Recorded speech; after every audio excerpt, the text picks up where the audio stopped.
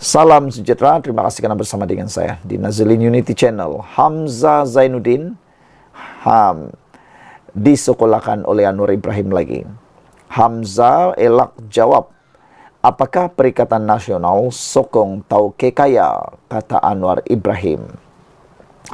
Perdana Menteri Anwar Ibrahim menyindir Ketua Pembangkang Hamzah Zainuddin kerana mengelak daripada menjawab persoalan apakah Perikatan Nasional menyokong golongan kaya serta warga asing berhubung rasionalisasi subsidi.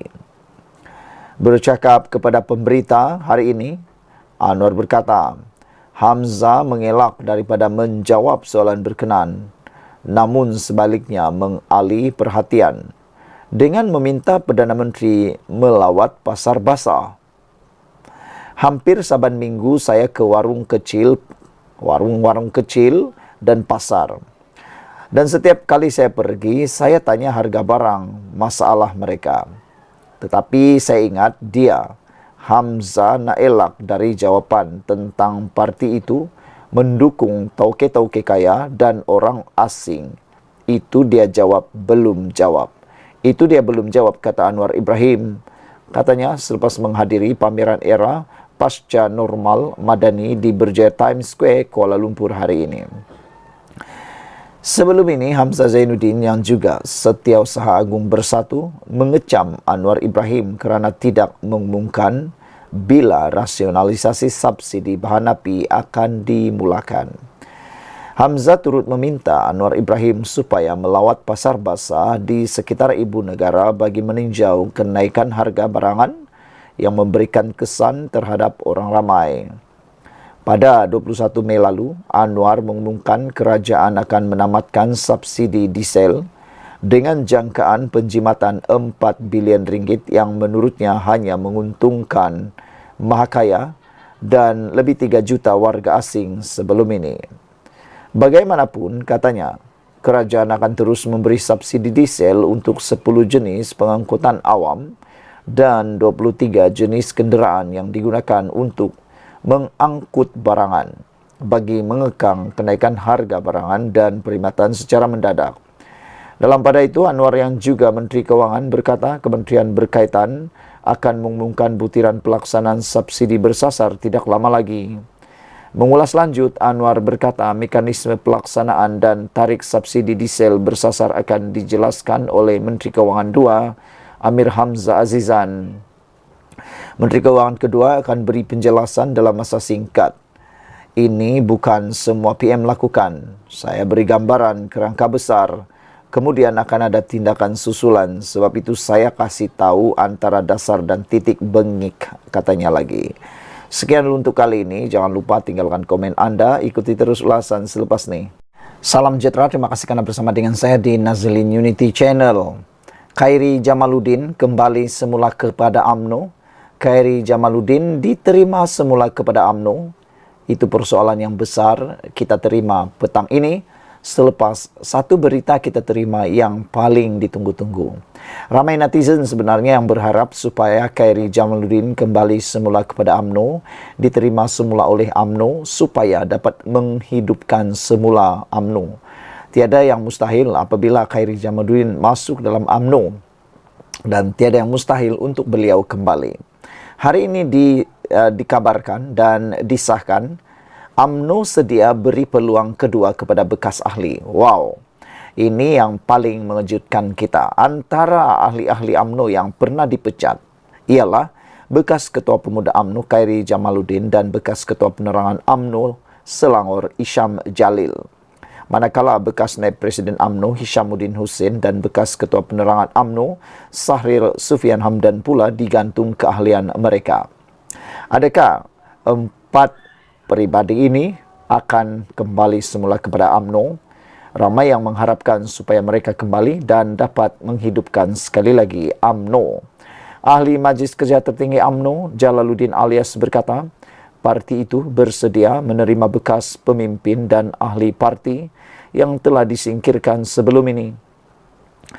Jamaluddin yang juga pengerusi Badan Perhubungan UMNO Negeri 9 berkata, ini kerana ada di kalangan mereka yang disingkirkan selepas proses pemutihan, mahu menjadi ahli UMNO semula selepas melihat keadaan parti itu ketika ini.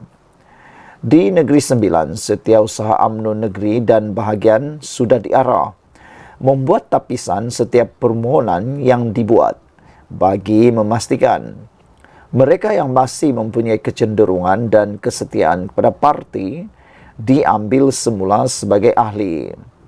Proses pemutihan dilakukan parti sebelum ini bertujuan membersihkan parti daripada mereka yang tidak berminat lagi dengan UMNO dan beranggapan parti itu akan menjadi lemah, katanya seperti dilaporkan Berita Harian.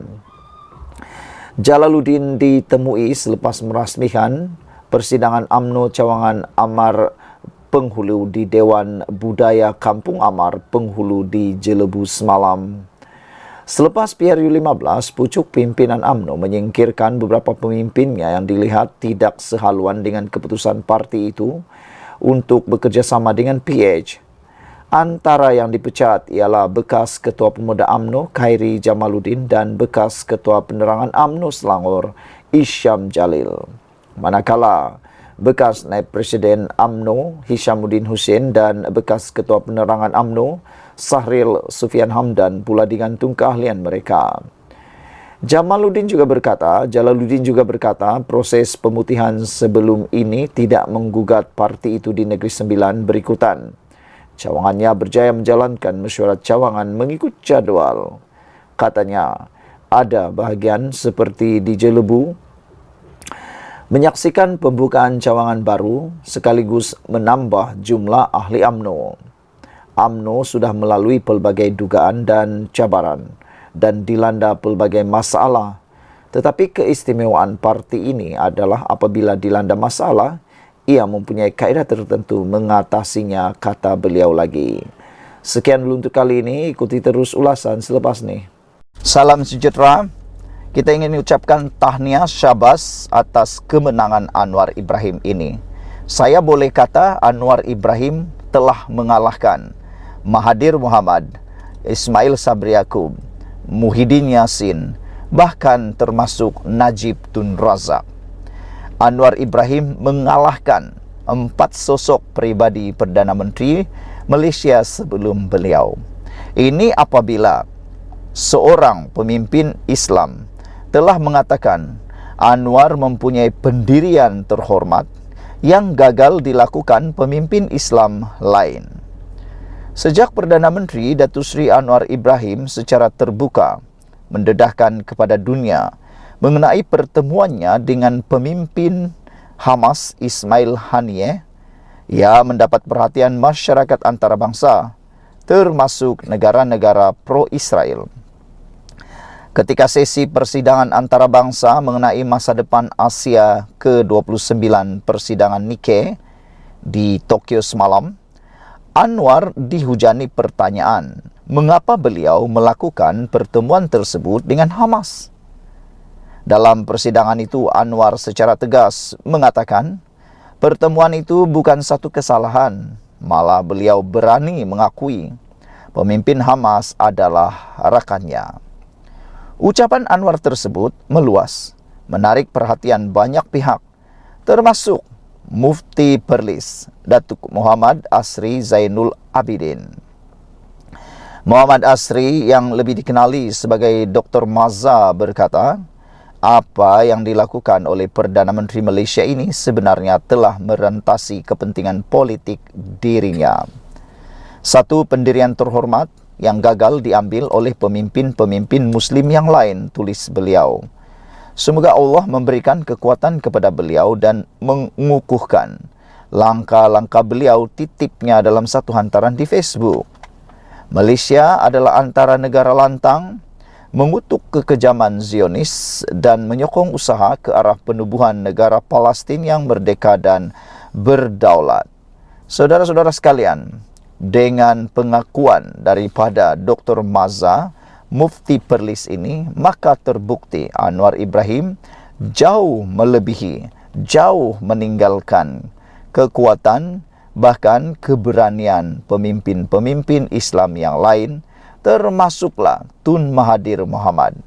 Meskipun Tun Mahathir Mohamad telah menjadi Perdana Menteri sebanyak 2 kali selama 22 tahun, tetapi beliau, menurut penganalisis ini, beliau kata Mahathir tidak dapat menandingi kehebatan Anwar dari segi memperjuangkan Islam di antara bangsa. Ini buktinya mudah apabila Anwar Ibrahim telah disenaraikan antara 10 pemimpin terbaik atau pemimpin Islam terbaik di dunia dan yang paling berpengaruh. Ini hanya dicapai diiktiraf kepada Anwar Ibrahim. Pemimpin Islam yang lain tidak pernah diberikan pengiktirafan sedemikian rupa. Jadi kita nak ucapkan tahniah, syabas kepada Anwar Ibrahim. Tapi itulah kadang-kadang kita pun Heranlah kan, masih ramai lagi yang mencerca Anwar Ibrahim dengan pelbagai cercaan yang tak baik.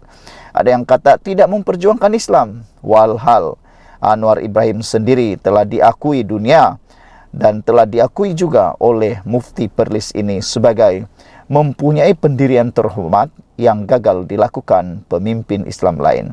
Sekian dulu untuk kali ini. Jangan lupa share video ini, tinggalkan komen Anda. Kita jumpa lagi. Salam sejahtera. Ini berita paling teruk dan paling buruk malang yang diterima oleh Perikatan Nasional. Menurut UMNO, sudah ada tanda-tanda Perikatan Nasional nak melingkup.